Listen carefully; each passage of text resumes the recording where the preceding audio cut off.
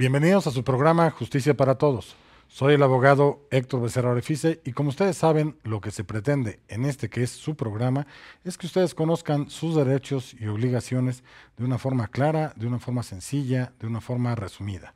El día de hoy vamos a platicar acerca de un tema que tiene gran relevancia y que debemos de tener muy en cuenta para todos nosotros, que es la protección de datos personales. ¿Cómo se regula? ¿En qué nos beneficia que estemos atentos a este tema? Síganos a lo largo de este programa porque se va a poner muy interesante y seguramente le puede ser de gran ayuda a usted, a un familiar o a un amigo. Vamos de lleno a este gran programa. Seguimos.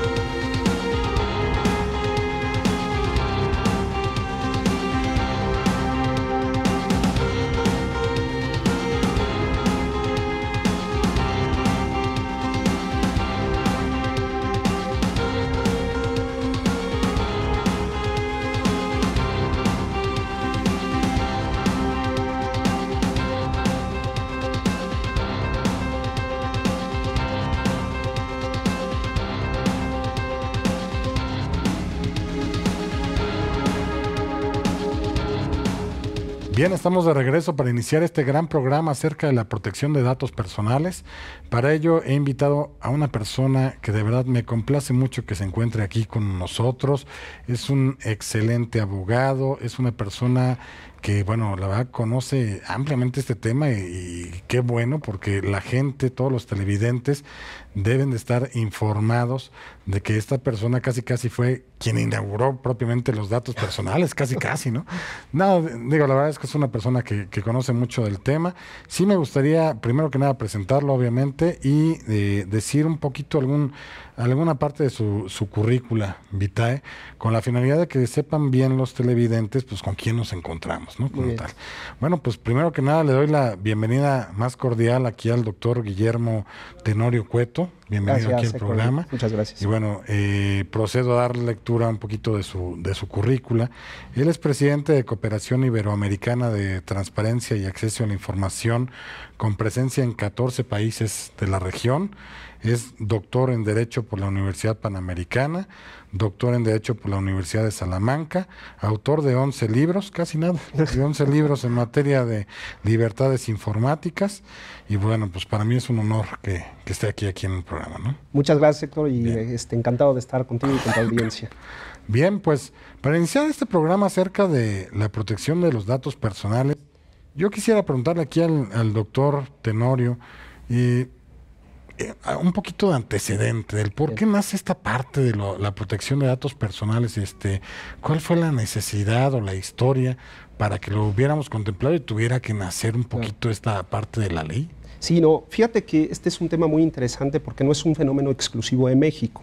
Bien. El tema de la protección de datos personales nace por una necesidad creciente que se va planteando desde el advenimiento de las famosas nuevas tecnologías o tecnologías de la información. Que ha ido avanzando, ¿no? Mucho la tecnología. Claro, los últimos 50 años ha sido exponencial el tema y hemos visto que con estas tecnologías uno de los derechos que más se han puesto en riesgo es el famoso derecho a la vida privada, ¿no? Claro. El derecho a la vida privada ha adquirido un matiz en esto que llamamos la autodeterminación informativa, es decir, ¿qué puedo hacer yo con esos datos que le entrego a cualquier cantidad de empresas o de sujetos obligados que tienen control sobre esos datos de mi vida privada? Miles de bases de datos, ¿no? Miles. Total, ese es uno de los grandes temas y te cuento que en México llegó ya muy tarde a este tema. Llegamos muy tarde. Qué raro que lleguemos tarde, pero bueno. Pero al menos llegamos, sí, ¿no? Por lo menos. Fíjate que México llegó al tema de una debida protección de datos personales ya como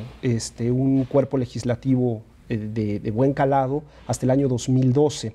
No significa que antes no se hubiera tratado de proteger los datos personales. En el sector bancario, por ejemplo, pues ya había políticas de privacidad y de confidencialidad respecto a la información que ellos manejaban, pero sin lugar a dudas eran normas totalmente dispersas en el ordenamiento jurídico, ¿no? No es sino hasta el año 2002 en México que ya se empieza a trabajar de manera sistémica el tema de la protección de datos personales, siguiendo toda la tendencia internacional. En Europa esto ya tenía más o menos 15 años. Estados Unidos tiene un modelo muy distinto de protección, diría yo un modelo laxo de protección de datos personales, pero México se adhiere a una protección más fuerte, siguiendo el modelo europeo, pero llegamos tarde, ¿no? Y ese llegar tarde tuvo un impacto muy importante, o ha tenido un impacto muy importante en una debida protección de datos personales. ¿Es diferente las solicitudes de información pública a la protección de datos personales o es lo mismo? Bueno, ahí hay que diferenciar, ¿no? El tema de transparencia y acceso a la información es uno de los grandes temas de la agenda pública democrática, de cualquier sistema democrático, que así se llame democrático. Y una de sus excepciones a la transparencia y al acceso a la información es, sin lugar a dudas, la confidencialidad, ¿no? Así es. Entonces, los entes públicos manejan bases de datos. Claro. Pero esas bases de datos pues tienen un carácter de confidencialidad. Lo mismo pasa con los entes privados. Por ejemplo, un banco. Claro. Un banco maneja base de datos, pero no es un ente público. Y que nos están muele y muele con las llamadas, ¿no? Bueno, el fuerte de la protección de datos de este tema del cual estamos hablando justamente está con los sujetos privados. Está ligado más que nada esta parte al sector privado como tal. Tenemos una ley de protección de datos, para que tu audiencia lo tenga claro, una ley de protección de datos para el sector privado y una ley de protección de datos que salió en febrero, imagínate, febrero de este año. Febrero del 2017. Para el sector público. Híjole, qué para el sector público. Todo aquel que maneje base de datos en sector público o en sector privado está obligado a unas determinadas medidas de seguridad respecto a esos datos que manejan. Bien. De ahí la parte de, bueno, el sector propiamente de público, por así decirlo, pues bueno, hemos visto que sí ha avanzado, ¿no? Porque está el IFAI, están institutos de información pública, digamos, en cada estado de la República, y al parecer sí se ha ido desarrollando, ¿no? Yo la verdad es que contribuí mucho en alguna parte de mi vida profesional a desarrollar la parte del sector público, pero sí creo que hay que desarrollar más lo de los privados, porque lo de los privados pues los han explotado muchísimo, y luego ya uno no sabe cómo dieron con todos sus datos personales. Te voy a poner un ejemplo que le puede ilustrar mucho a tu audiencia qué es lo que pasa con los datos. Yo estoy seguro que muchos de los que nos ven han ido a un restaurante en el que te dan el mesero llega y te da una tarjetita y te dice, oye, te voy a felicitar el día de tu cumpleaños, el restaurante te va a felicitar, ponme tus datos. Ahí anota uno unos datos, correo electrónico, teléfono, a lo mejor alguna dirección, tu nombre, y se lo entregas al mesero. 3 meses después, tú llegas a tu casa y si diste una dirección, te encuentras con una promoción de un banco. Y tú dices, ¿y este banco con el cual yo no tengo ninguna relación? ¿Por qué me manda esta promoción? ¿De dónde saco mis datos? ¿No? Si nosotros regresamos el tiempo, el momento en el que tú diste esos datos en el restaurante, lo que va a acontecer en esos 3 meses es que tus datos pasaron por 64 bases de datos. Híjole. En México, no, en el mundo. Ese es más o menos una estadística. O sea, a nivel global, digamos, ya pasó por todos lados. Por todos lados. Hijo. Ya no te cuento, por ejemplo, cuando tú te das de alta en una red social, en el cual una red social pues normalmente tiene socios comerciales. Entonces, en el momento que tú capturas tus datos, de inmediato los datos que estás dándole a esa red social se pasan de manera inmediata, por ejemplo, en el caso de la red social más grande, Facebook, a 64 socios comerciales. Híjole. De manera inmediata. Y toda la información que Pero tú generas... sin mi consentimiento. Este es el gran problema, Héctor. O no leí la letra chiquita. Es correcto. No la es leí correcto. como tal. En realidad sí es con tu consentimiento. O sea, yo ya al momento de suscribirme y que a lo mejor le puse acepto los términos y condiciones de todo mundo lo hacemos. De todo, para que funcione el aparatito, la cuenta o algo, con eso ya me... Es correcto. Yo ya me hice autoharakiri, por así decirlo. Y claro, no te sorprendas de que te llegue información a tu correo electrónico, información a tu casa, que te estén haciendo llamadas telefónicas. Claro. La gente se irrita mucho. Oye, ya estoy cansado de que me hablen. Pues bueno, es que seguramente si rastreamos cómo has venido utilizando tus datos, seguramente los has ido dejando o has ido dejando huella. ¿El marco normativo de toda esta parte como tal, cuál es en sí? Para particulares, Ley Federal de Protección de Datos Personales en posesión de particulares. Esa es la ley, como digo, existen otros, el Código Civil, Código de Procedimientos y demás, ¿no? Pero la ley especial. La ley especial es esta. Es correcto. Bien, vamos a una pausa comercial, regresamos.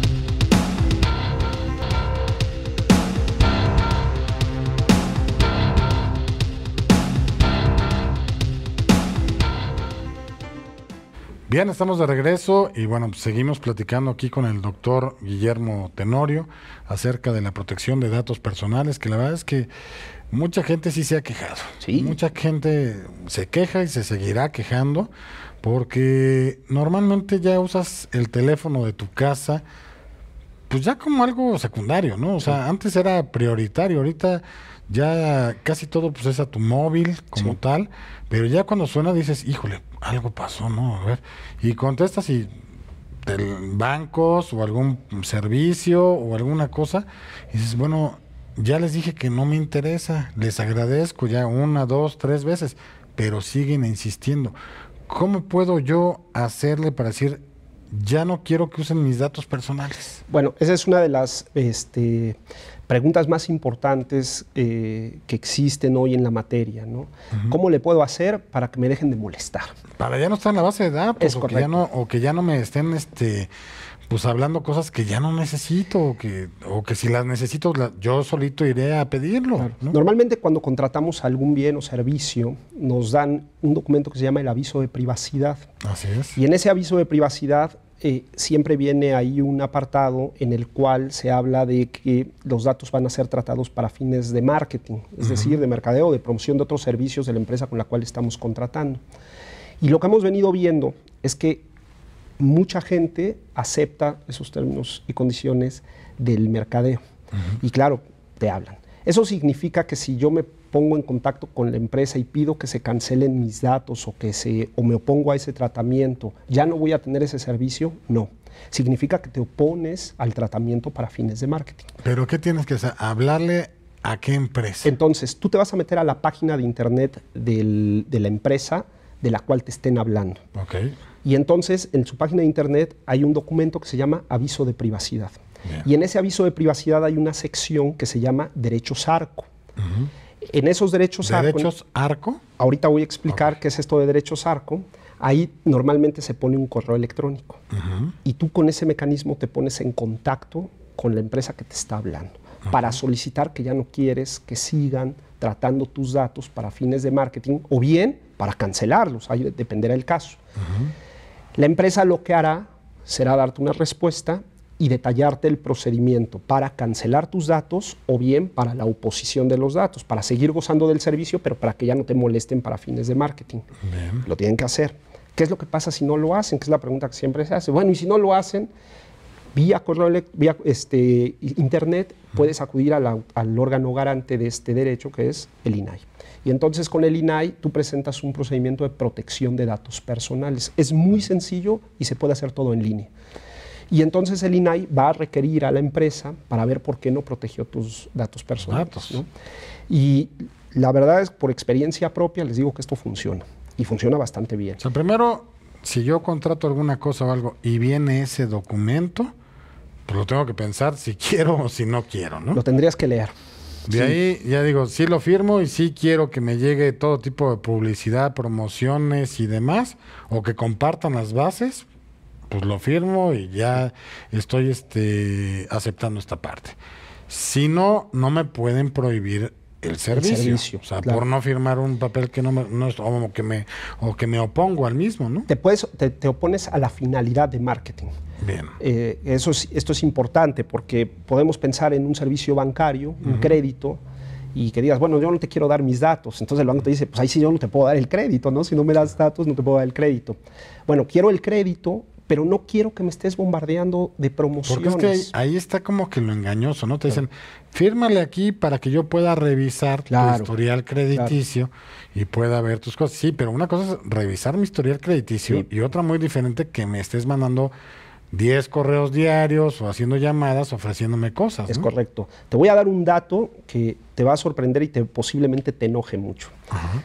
¿Cuánto crees que es el cumplimiento de...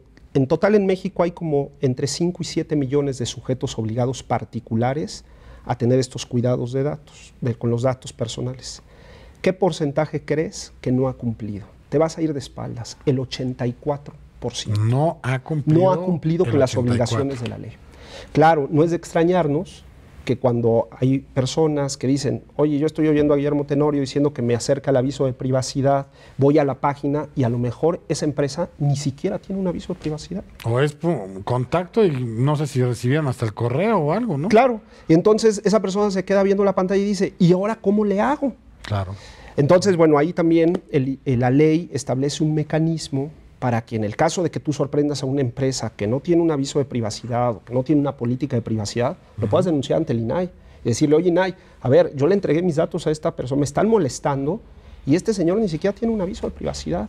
Y entonces el INAI inicia un procedimiento de oficio de verificación que es una especie de auditoría en materia de política de privacidad. Y ahí pues ya se imponen puede derivar en la imposición de unas sanciones bastante altas. Y es totalmente el INAI y no Conducef. Por ejemplo, en caso de bancos. Bien. O algo así. Aquí tenemos 3 mecanismos. El INAI es el órgano garante de la protección de datos y yo les recomendaría que acudieran directamente al INAI. Pero, por ejemplo, para el bloqueo de llamadas de servicios bancarios, Conducef ha venido trabajando también mucho con la protección de datos. Y también ahora se ha involucrado también la Profeco, para garantizar que los comerciantes contengan los avisos de privacidad, inclusive inician procedimientos con motivo de no tener avisos de privacidad. ¿Se puede acudir a cualquiera de los 3 o incluso a los 3 si quisiera? En materia de denuncia, yo te recomendaría que para un procedimiento de protección de datos personales sea el INAI. El INAI es el adecuado. ¿Y el INAI es a nivel federal o puedo acudir a cualquiera de los organismos a nivel estatales? Bien, a partir de la Ley General de Datos Personales que tenemos ahora en México, los institutos locales son también competentes para recibir denuncias de protección de datos. Entonces puede ir a nivel estatal o a nivel federal, cualquiera de los dos como tal. Es correcto. Y ahí, si aún así no cumplen, ¿qué pasa? Bueno, hay casos interesantes en los cuales el responsable del manejo de datos dice, oye, ¿sabes qué? Ya INAI me pusiste una multa derivado del procedimiento de sanción y pues lo que hago es oponerme a la multa y me voy al Tribunal Federal de Justicia Administrativa, ¿no? A impugnar esta multa que tú me estás poniendo. Eso es al que lo condenaron, digamos, a la multa. Exactamente. A la empresa, por ejemplo. Pero si sigue haciéndolo. Lo llegamos al amparo. O sea, siguen subiendo multas hasta que sea algún desacato. Hasta el definitivo, hasta ya una sentencia definitiva que condena a la empresa. Lo que hemos tenido también es que el INAI, sobre todo en esta primera etapa del 2012 a la fecha, ha tratado de ser muy conciliador y ha tratado también de entender las circunstancias particulares de ese sujeto obligado que controla datos, ¿no?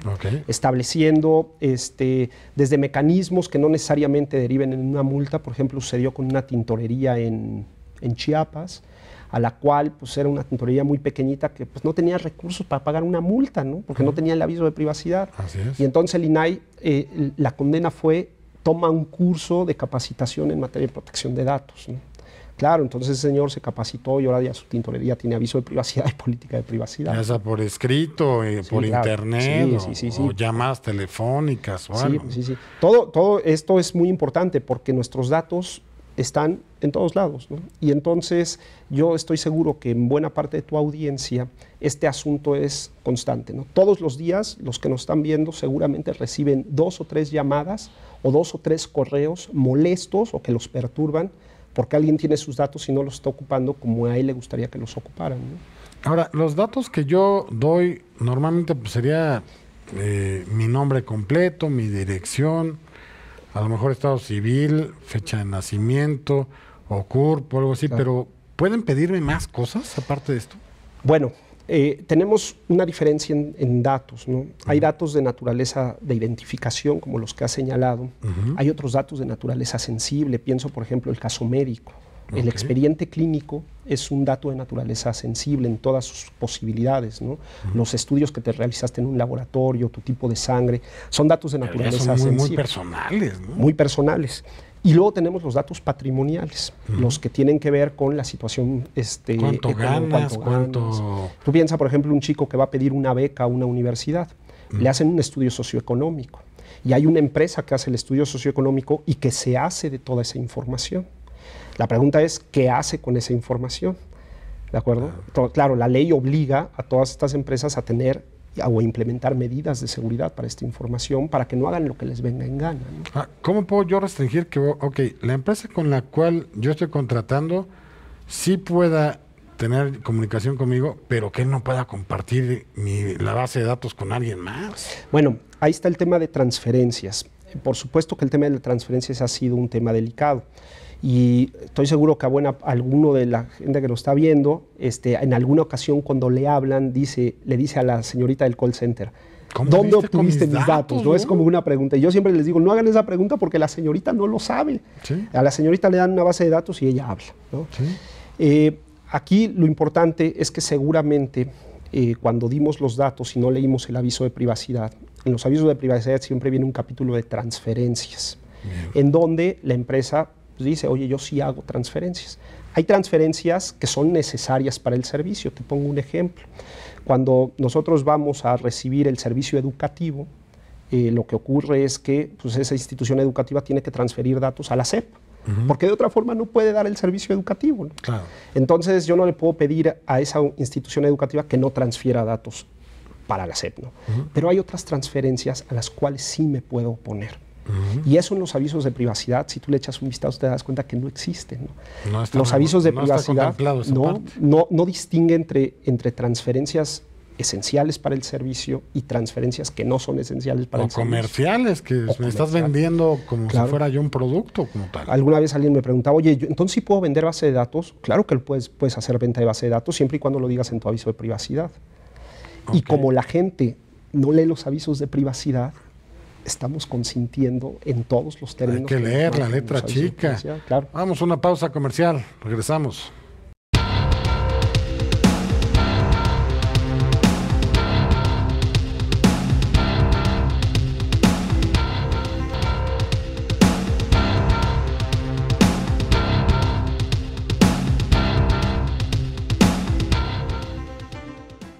Bien, estamos de regreso y bueno, seguimos platicando aquí con el doctor Tenorio.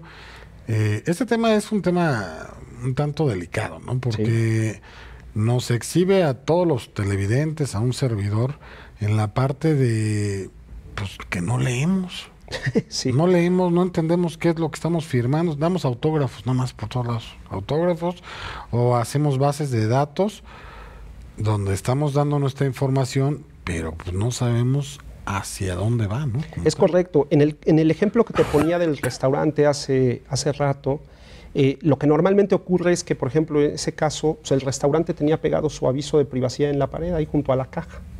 Entonces entramos, lo vimos y hasta pensamos qué horrible cuadro tienen ahí, seguramente es el uso de suelo o algo así. Y nunca nos dimos a la tarea de ni siquiera acercarnos, ¿no? Y claro, seguramente ahí venía el tema de transferencias, venía el tema del uso de los datos que iba a hacer que iban a hacer con esa base de datos. Y claro, de repente decimos, oye, ¿quién te dio mis datos? Pues hay que echarle un vistazo a todo lo que no leímos. Y de tiempo atrás, ¿no? Claro, para poder hacer ahí memoria de toda esa parte.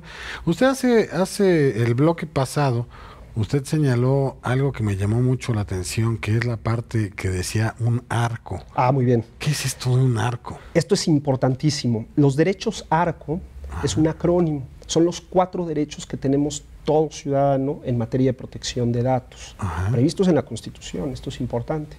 Acceso, rectificación, cancelación y oposición. O sea, es lo que significa arco. Arco, es correcto. Conocidos como derechos ARCO. Es decir, yo tengo derecho a acceder a toda base de datos que contenga datos míos.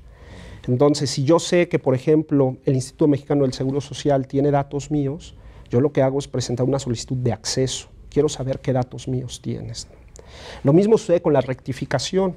Si yo sé que tal o cual empresa tiene datos míos y yo ya me cambié de domicilio, tengo derecho a que sean rectificados. Y los más complicados son los de cancelación y oposición. El primer caso, cancelación, es cuando yo sé que la empresa tal o cual tiene datos míos y quiero que ya no los tenga, porque no tengo ninguna relación jurídica. Y esto estoy seguro que a muchos de tus televidentes les ha de pasar.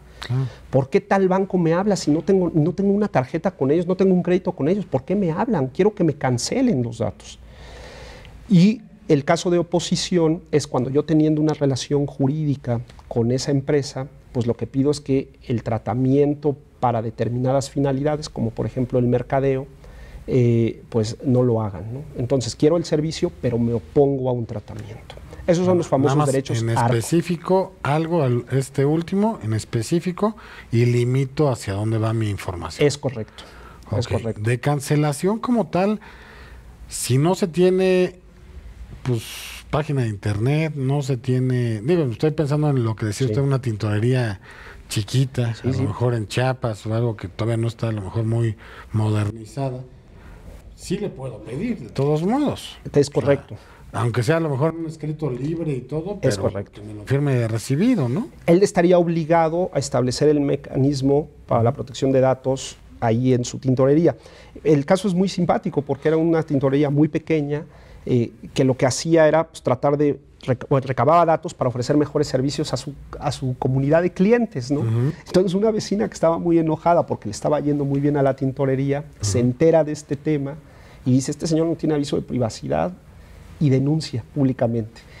Llega el caso al INAI y el INAI pues ve una tintorería y pensó en una cadena de tintorerías, ¿no? Sí.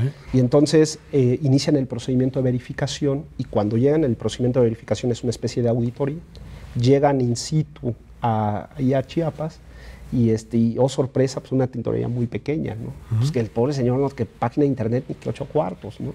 Y entonces, claro, al señor se le ayuda y a construir todo un sistema de protección en medio de sus limitaciones, porque al fin y al cabo recaba datos, ¿no? Y este es un tema que yo creo que todos los televidentes deben de saber, primero porque son sus derechos. Y además de eso, si ustedes acuden a denunciar lo que ustedes crean que tienen que hacer en este sentido del tema, van a lograr que de ese 80% de gente que no lo ha hecho, logre pues, reducirse a lo mejor a un 20% o algo así. Ojalá. Sería estupendo. La verdad es que la falta de cultura en materia de protección de datos no solamente está en el tema de los sujetos obligados, de los empresarios o de las empresas que tienen que cuidar los datos, sino también está de este lado. O sea, está del lado ciudadano. Es decir, cuánto conocemos y cuánto exigimos una debida protección, ¿no? Porque siempre se le echa la culpa o al gobierno o al empresario. No, a ver, como ciudadanos, llevamos 5 años en México ya con una ley de protección de datos. Y nadie la conoce, o los que la conocen son pues como que unos pincelazos nada más de medio saber qué, pero eso no debiera de ser por parte también de las autoridades de hacer una campaña extensiva totalmente a que conozcan esta parte. Se ha intentado, pero la verdad es que el INAI atiende 2 temas importantes: acceso a la información y se le dio el tema de datos. Entonces, aun y cuando ha ido creciendo en su configuración, lo cierto es que es un área muy pequeña para atender todo el tema de datos. Y en el informe que presentó el INAI el año pasado, en su plan de desarrollo a los siguientes 4 años, decía que iba a poder permear este tema de cultura de protección de datos, no me lo vas a creer, en un 5% anual de sujetos obligados. Si son 7 millones de sujetos obligados, imagínate un crecimiento del 5% anual. Vamos a tardar 15 años en que se equilibre. 15 o más años en los que ya tengamos una cultura de protección de datos, ¿no? Ahora, me llamó mucho la atención, en alguna ocasión leí algunos artículos de otros países donde una persona se molestó mucho porque le hablaron alguien que otorgaba servicios, le habló a su casa, contestó su esposa y le dijo que hablaba de un lugar que era de mujeres, strippers y todo este tipo de cosas, ¿no? Que porque ahí lo tenían en su base de datos. Este señor demandó judicialmente porque pues se acabó su matrimonio en consecuencia por la llamada. No sé si esto nada más aquí en México se tenga contemplado el que se sancione a través de multas invitaciones a que se regularicen o cosas, o también podría darse un juicio. Fíjate que es muy interesante y yo soy partidario de que al ser los derechos ARCO, acceso, rectificación, cancelación y oposición, derechos previstos en la Constitución, sí nos abriría o nos tendría que abrir la puerta para poderlo judicializar de origen. O sea, en el momento en el que yo siento una vulneración a la protección de datos. O un daño que te ocasionó. O cuando me ocasiona un daño, creo que ahí ni siquiera me tendría que aventar todo el procedimiento administrativo, sino brincar directamente a la judicialización. Se ha intentado, pero no, el Poder Judicial no ha sido receptivo. No le ha entrado como tal. Por el tema de la horizontalidad, ¿no? Dicen, bueno, ves que es otro particular, en todo caso que sea la autoridad administrativa, no hay un acto de autoridad, pero hombre, son derechos constitucionales que son vulnerados y con el nuevo esquema de derechos humanos que hay en México desde el 2011, me parece que tendría que darse o abrirse la puerta a la judicialización en este tipo de casos. Sí, porque la verdad es que sí, o sea, o incluso decir, bueno, ok, llamaste a ofrecer un servicio, tienes mis datos personales, pero ¿por qué no hablaste directamente conmigo?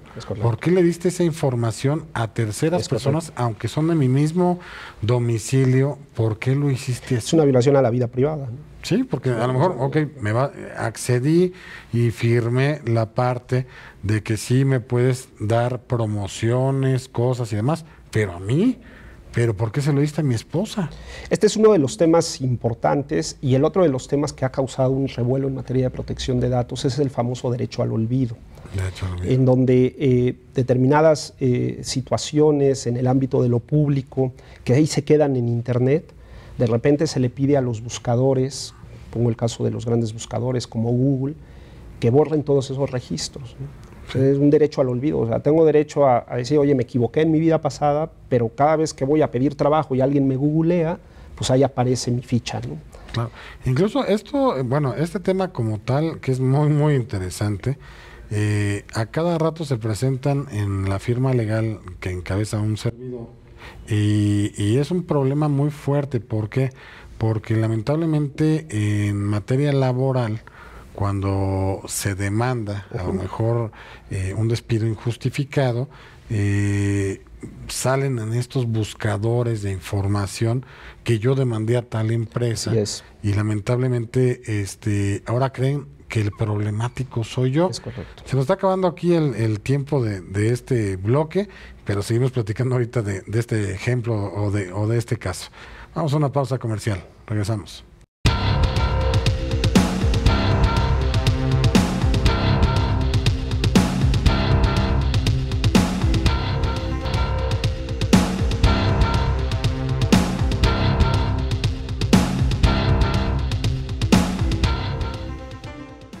Bien, estamos de regreso en este siguiente bloque y bueno, se quedó una pregunta muy interesante en el aire en relación a, lo voy a retomar para efecto de que lo tengan fresco los televidentes. Yo demando a una empresa por despido injustificado y bueno, estoy haciendo valer mis derechos, ¿no? Con toda justicia y demás, ¿no? Pero resulta ser que en virtud de esa demanda, pues me suben a ciertas plataformas de buscadores, digo, por ejemplo, Google, que es uno de los grandes buscadores de información, y bueno, teclean mi nombre y aparece que yo demandé a tal empresa o a tal patrón o a tal persona física, ¿no? De ahí, cuando ya quiero volver a buscar trabajo, así es, resulta ser que el Departamento de Recursos Humanos o la Gerencia de Recursos Humanos o la Dirección de Recursos Humanos o sea el organigrama que sea, se meten a buscar mi nombre y lo que aparece es que yo demandé a la empresa por despido injustificado o a otras dos empresas o algo. Y me niegan el poder yo trabajar con ellos porque ellos creen o consideran que yo soy conflictivo. Es correcto. Por haber acudido a ejercer mis derechos de un posible despido injustificado. Entonces, sí me ocasiona un problema esa parte de que mi información esté en las redes y esté en todos lados y que sepan exactamente qué es lo que estoy llevando a cabo, ¿no? No sé, ahí qué podría yo hacer, o sea, qué es lo que yo debiera de hacer. Sí. Hay una serie de casos que en distintas partes del mundo se fueron dando de manera simultánea, con problemáticas similares, en las cuales yo ponía en los buscadores el nombre de una persona y me aparecía en alguna situación que yo consideraba adversa y que por lo tanto o no quería o que impedía una contratación, por ejemplo, laboral, o inclusive contratarlo o contratar sus servicios, o comprar o adquirir, lo que sea, ¿no? Y entonces, de manera simultánea, el primer caso fue en España, un señor de apellido Costeja, un caso paradigmático, en el cual este señor aparecía permanentemente como un deudor. Si uno lo ponía en el buscador, él aparecía que tenía un adeudo de no sé cuántos miles de euros, y claro, pues estaba vetado de cualquier posibilidad de que lo contratara alguien, ¿no? Porque pues, se le veía como alguien conflictivo. Y entonces él acudió a la Corte Europea de Derechos Humanos, y fue el primer caso en el cual una corte condenó a la empresa Google a eliminar. La condena versó en términos de que había un tratamiento de datos y la empresa Google tenía obligatoriamente que impedir que su buscador viera el nombre de este señor Costeja asociado a esa deuda. Es decir, se le ponía una venda a los ojos al buscador. Para el caso de boletines judiciales, pues ocurre exactamente lo mismo, ¿no? Claro. Cuando el caso es muy ilustrativo que has puesto, y ahí sucede exactamente lo mismo. Acudimos en un primer momento a la empresa Google a solicitar esto que llamamos derecho al olvido, y yo de antemano les digo, aquí en México lo que va a ocurrir es que Google nos va a decir que no lo va a hacer, ¿no? Que está limitado. Está limitado, y que en realidad Google México pues, no lleva a cabo los servicios de la compañía norteamericana Google, del motor de búsqueda. Del motor de búsqueda. Entonces, pero el INAI ya tuvo un caso relevante y obligó a Google México a ser el intermediario para que el motor de búsqueda impida que se siga viendo a la persona que está buscando este llamado derecho al olvido. Pero, ¿no? ¿todos sus antecedentes o nada más uno en específico?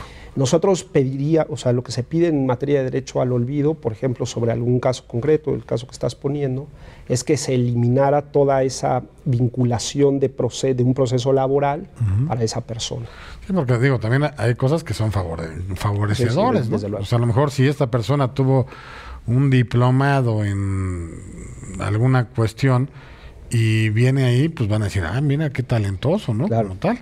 Pero si me olvido todo, pues ya quedé sin estrellitas y sin taches también. Pero fíjate que hemos tenido casos bastante interesantes, como por ejemplo algún comentario discriminatorio de alguna persona en su juventud, claro, que fue reproducido por medios de comunicación, y entonces cuando entras en el buscador y pones el nombre de esa persona, pues te pueden aparecer miles de registros, claro, ¿no? Entonces, y además asociados a su imagen, que ese es un tema también importante. Entonces aquí lo importante es que cuando yo le pido a Google que se tape los ojos, por decirlo de alguna manera, Google lo que hace es correlacionar toda esa información y se tapa los ojos para que el buscador ya no lo encuentre. Entonces, si yo veo esta parte, primero acudo a Google. Esa es la primero que a través de una página de internet. Es correcto. Veo si tiene esta parte del aviso de privacidad. Es correcto. Y de ahí pido y expongo mi asunto para que me den contestación y empezamos a hacerlo, ¿no? Es muy curioso, si me permites hacer el paréntesis, cuando entras a Google a hablar de derecho al olvido, inmediatamente Google te arroja dos posibilidades, para los europeos y para el resto del mundo.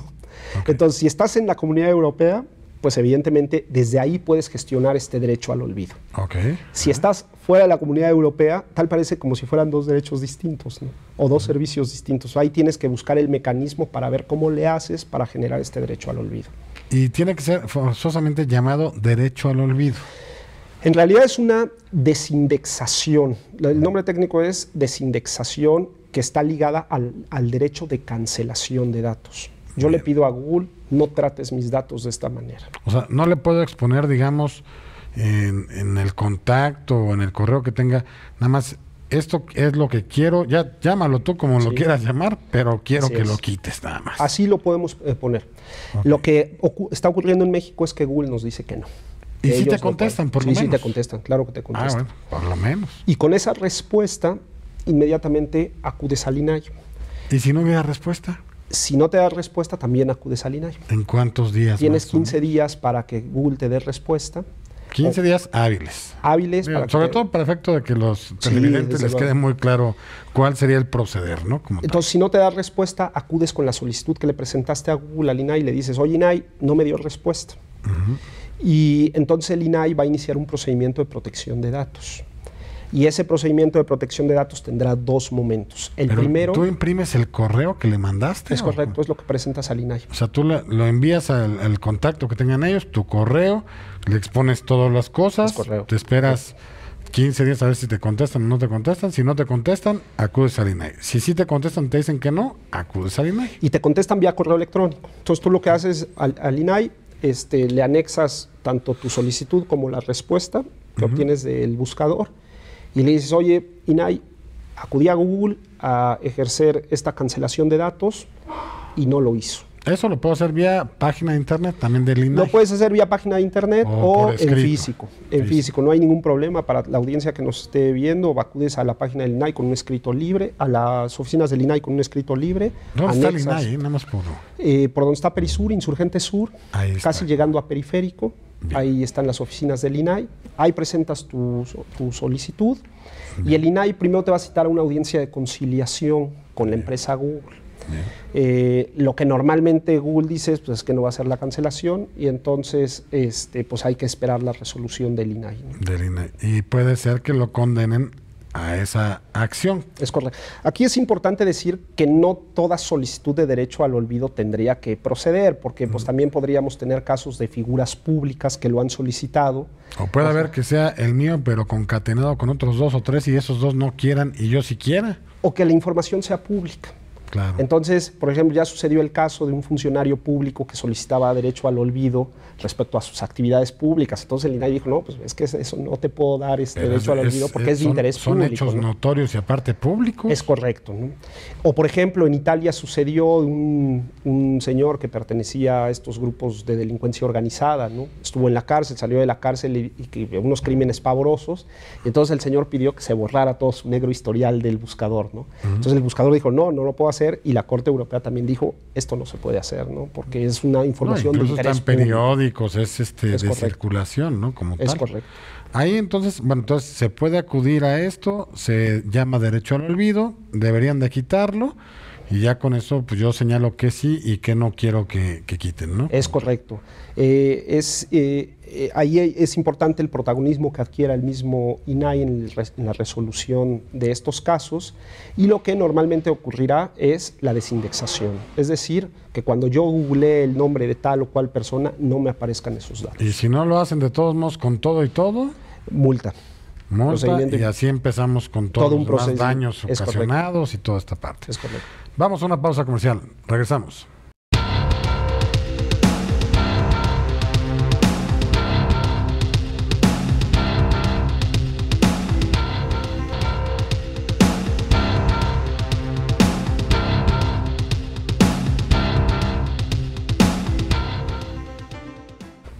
Bien, estamos de regreso en que es el último bloque de este gran programa acerca de la protección de datos personales, que es algo muy interesante y que deben de tomarlo mucho en cuenta todos porque nos dejamos y ya basta de dejarnos, ya basta de quejarnos siempre de todo y de no hacer nada como tal. Entonces yo sí les recomiendo que de verdad lleven a cabo y cuiden mucho la protección de sus datos personales, porque pues, todo esto de los nuevos sistemas de información, de redes sociales y toda esta parte, lamentablemente pues comparten toda nuestra vida. Es correcto, y en todos los ámbitos de nuestra vida está presente este tema de protección de datos. Claro. Desde las cosas más singulares, como por ejemplo cuando un profesor dando clases se le ocurre decir las calificaciones de sus alumnos con nombre, apellido y calificación, claro. Ahí tenemos una violación de la privacidad, ¿no?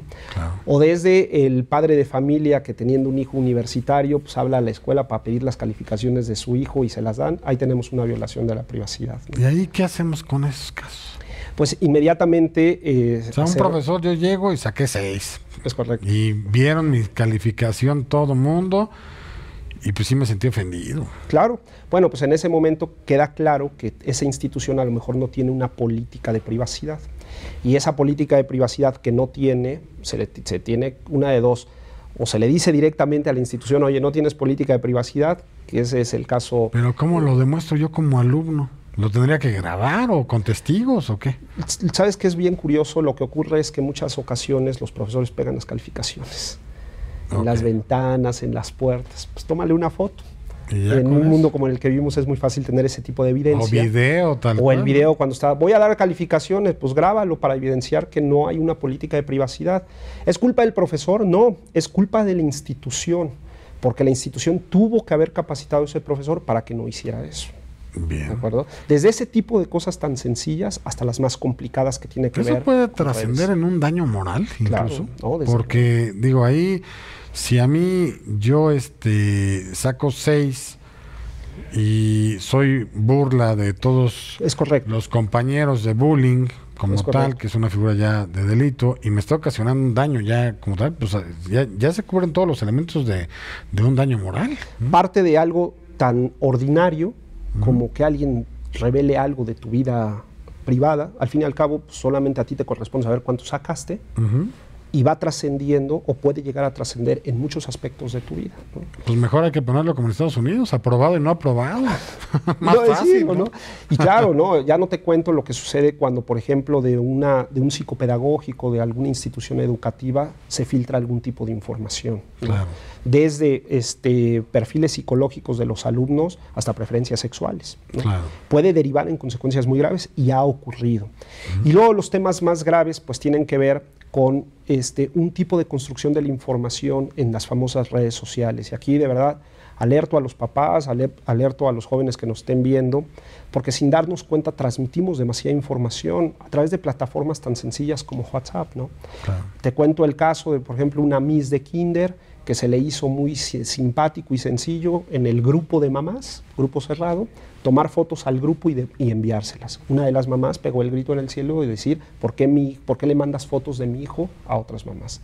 O, por ejemplo, el famoso caso de una escuela, 2 escuelas del norte de la ciudad, en la cual una chica se tomaba fotos sugerentes, se le envía al novio, y el novio lo que hace es distribuir. Y así armaron un catálogo de fotos de todas las niñas de la escuela, ¿no?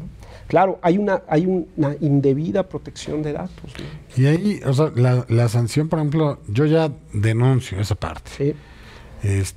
No sé, mi hija está en la escuela, otra mamá llega, le toma fotos y las anda ahí difundiendo en redes sociales o en donde sea, y claro. Todo.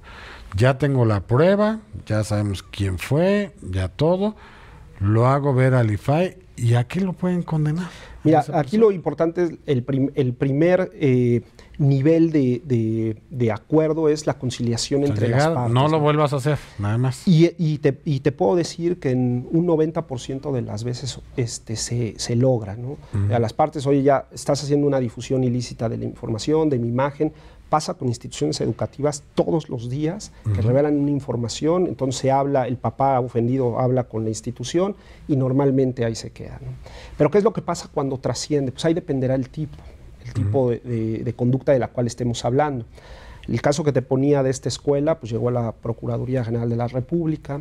Tu público es importante que sepa que hay una policía informática muy eficiente y muy capacitada, que atienden desde temas de cyberbullying hasta temas de sexting, que es el caso que te estoy contando, y que pueden rastrear a través de todas las huellas que se van dejando en el proceso informativo, pueden rastrear hasta desde dónde se envió el primer mensaje, ¿no? Entonces, pues saber que contamos con este mecanismo que es muy eficiente y que nos puede ayudar para la construcción, por ejemplo, de una denuncia. En este caso que te contaba, la denuncia se estaba armando por distribución de pornografía. Eran menores y se paró, se llegó a un acuerdo, ya no llegó a más, pero bueno, para que veamos también los alcances, porque todos los que seguramente nos están viendo, como nosotros, este tipo de información lo hacemos del uso cotidiano, ¿no? Difundimos, mandamos fotos, imágenes, ¿no? Es muy interesante y no nos damos cuenta, que es lo lamentable. Ahora, ¿qué pasa si me roban mi identidad? Uno de los grandes temas, ¿no? El famoso robo de identidad. Y te voy a dar una estadística. Sí. El robo de identidad hoy en México, la mayoría de las ocasiones se da por pérdida de documentos en físico. Todavía no estamos en una pérdida de documentos en electrónico, pero es la tendencia. ¿Qué hacemos? Policía cibernética como primera solución. en el caso de instituciones bancarias, ir a las instituciones bancarias a hacer los trámites correspondientes, pero no tenerle miedo a la denuncia, ¿no? O sea, sí hay que hacerlo ver y bueno, también chequen que si puede haber homónimos, ¿no? Porque también puede darse el caso. Bien, pues lamentablemente se ha agotado el tiempo de este programa, no el tema, porque el tema da para esto mucho más y todo lo que se va a definir seguramente si la Corte le quiere entrar a ver todo lo que tiene que ver, daría todavía un poquito más, ¿no? Como tal. De ahí, bueno, pues si usted tiene alguna duda, alguna aclaración o algún comentario que desee realizar, en pantalla aparecen los datos de una firma legal donde con gusto nosotros sí contestamos, podemos darle la atención debida o incluso hacerles llegar esa inquietud, esa pregunta aquí al panelista que hoy nos acompaña, que le agradezco mucho que esté aquí presente. Si usted se perdió este programa, qué lamentable se lo haya perdido, puede verlo en la plataforma de YouTube, en YouTube bajo el nombre Justicia para Todos. Ahí va a encontrar todos los programas que se han transmitido a lo largo ya de 2 años y medio de este gran programa que es Justicia para Todos. Ahí búsquenlo, vean todos, conozcan sus derechos, obligaciones, temas polémicos, qué dicen, qué no dicen. Déjenos sus mensajes, déjenos todas sus opiniones, porque todo eso hace que se nutra más este programa y los temas que ustedes quieran que abordemos como tal. También nos encontramos en nuestras redes sociales, en Facebook y en Twitter, bajo el nombre Justicia para Todos TV. Ahí también, de igual forma, pues platíquenos, díganos qué quieren, a quién invitamos, a quién no invitamos, qué temas les gustaría conocer, porque todo eso, insisto, hace que crezca más este programa. Bien, pues no me resta más que agradecerle aquí al doctor Tenorio que nos haya acompañado. La verdad es que es algo que necesitábamos escucharlo de alguien que conociera tanto de la materia. Le agradezco mucho a la producción por hacer posible el mismo. Y bueno, agradecerles a ustedes, televidentes, ustedes que nos han sintonizado, que nos han seguido a lo largo de este programa. Espero que la próxima semana nos vuelvan a sintonizar en otro muy, muy importante programa de Justicia para Todos, donde seguramente platicaremos de temas que le pueden servir a lo largo de toda su vida, ¿no? Y pues bueno, no me resta más que decirles nuestro lema, el cual es: la justicia es ciega, pero nosotros no.